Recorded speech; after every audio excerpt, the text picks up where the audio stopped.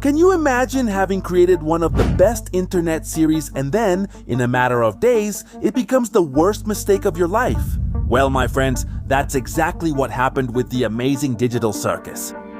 What started as just another series ended up becoming a worldwide phenomenon, but also one of the worst and most horrible experiences for its creator. So get ready, because today we'll see how the amazing digital circus ended up ruining the life of its creator, Gooseworx. It all began in October 2023 when Glitch Productions presented the pilot of the amazing digital circus to the public on YouTube.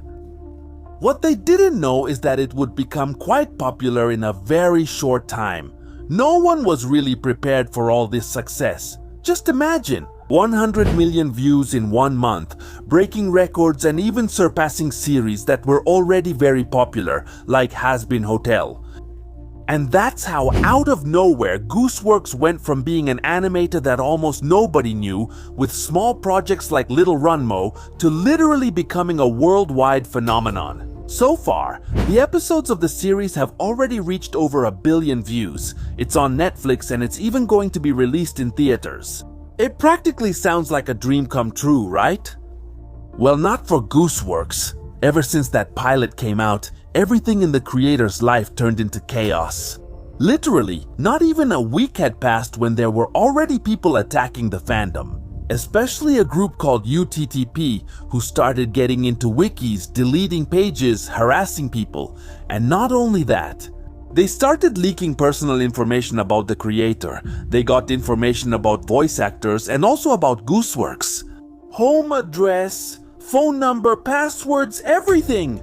And while the moderators were trying to fix the mess, these guys kept destroying everything over and over again.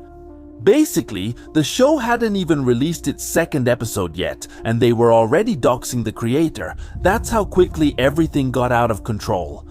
And even though this seems like chaos, the next month got even worse. On Twitter, people started digging through old posts from Gooseworx, looking for anything to attack them over. It was the classic case of someone getting famous and now everyone wants to cancel them over old stuff.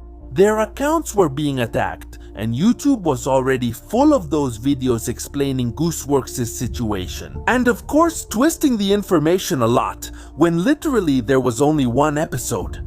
The project hadn't even been around for long, and it was already in the middle of all this chaos.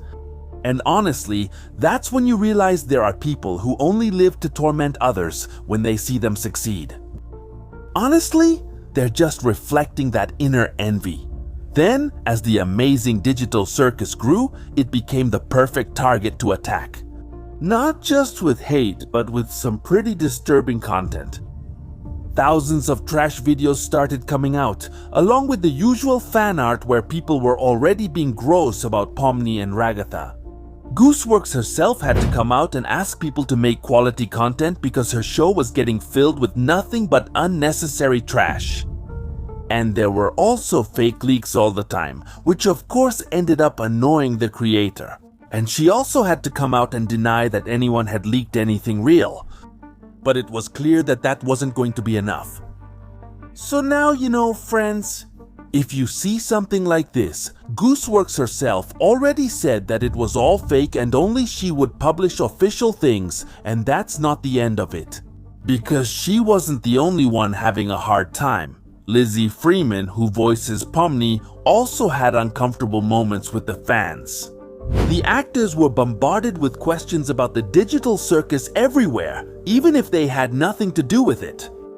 Gooseworx even had to directly say that if she shared fan art, people shouldn't ask her about the show in the comments because she wasn't going to answer. And honestly, that makes a lot of sense. Because there were people who, instead of appreciating the drawing, would just come in to ask, when is the next episode coming out? What's going to happen with that character?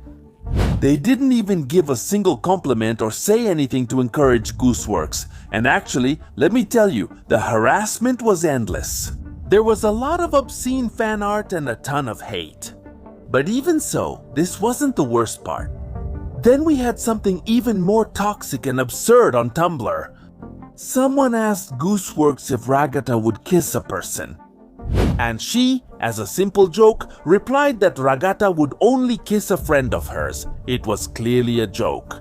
But some people took it the wrong way, but to a completely ridiculous level, and they started sending threats to her friend. I mean, from a completely unrelated comment, they went straight to harassing her friend. Seriously, what kind of people do that? Gooseworx had to come back and put a stop to it and basically say, if your reaction to that is to threaten someone and not understand that it's just a joke, those people have a serious problem. And let's be honest, there really are people who shouldn't be in these fandoms. And guys, this wasn't just a coincidence. It's exactly the kind of behavior that has been ruining everything about the series. Because with the amazing digital circus, the fandom really became something toxic. There's not even a little bit of support for its creator. Since episode 2, they were already fighting among themselves over characters. Some say Ragata deserves more screen time. Others say Jack should appear more. Others say Gangle is being ignored. Some say Kinger needs his own episode, and every time something new comes out, instead of enjoying it, they go straight to complain to Gooseworx if something isn't to their liking. Literally, no matter what she does, someone is going to get mad. If she focuses on Pomni and Jax, Ragata's fans get upset. If she gives Ragata some moments, Jax's fans say the show is, and when Ragata was a bit rude once, they were already calling her the worst character. But then they give Jax more depth, show him as more broken, and they still don't like it because he's not the cool bully anymore.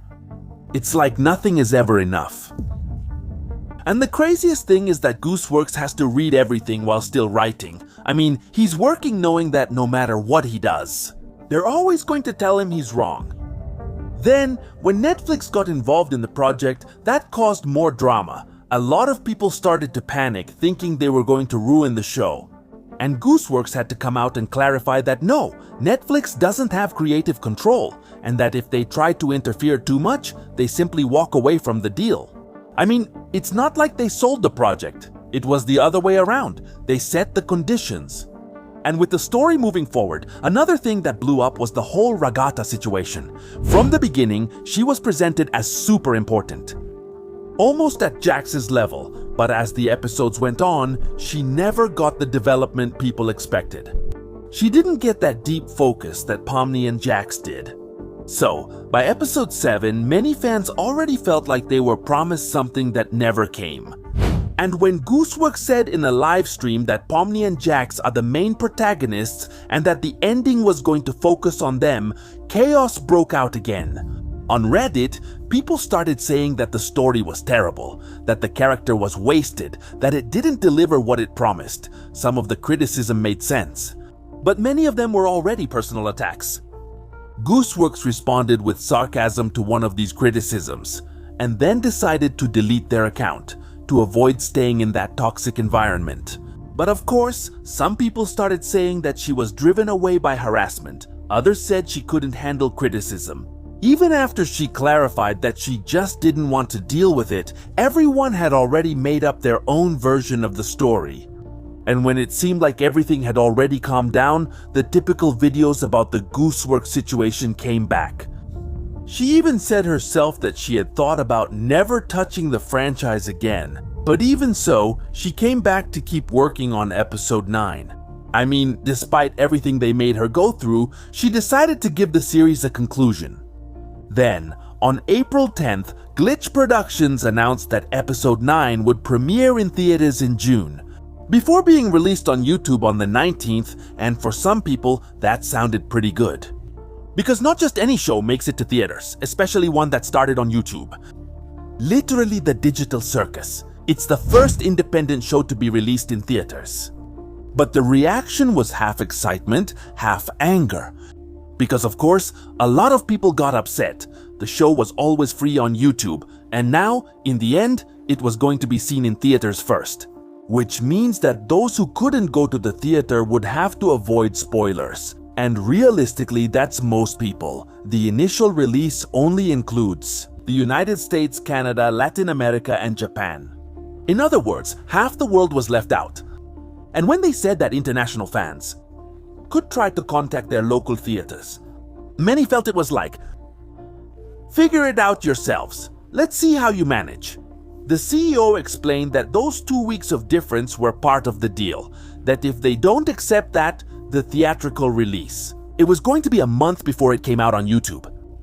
I mean, they tried to make it as short as possible, but the problem was already there anyway. 2 whole weeks of spoilers. In a series where everything revolves around theories and surprises. And even with all that going on, Gooseworx is still 100% committed to the series. She writes, directs, does voices, and even composes music.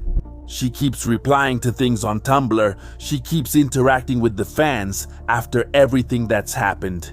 She's been at this for 3 years straight, enduring all this chaos, while moving the story forward. The finale comes out on June 19th, and after that, she'll finally be able to close that chapter of her life. Of course, that's if they stop bothering her. She'll probably have to disappear from social media for a while. But anyway, guys, what do you think about this success story? Have you ever been a toxic fan? We'll be reading your comments.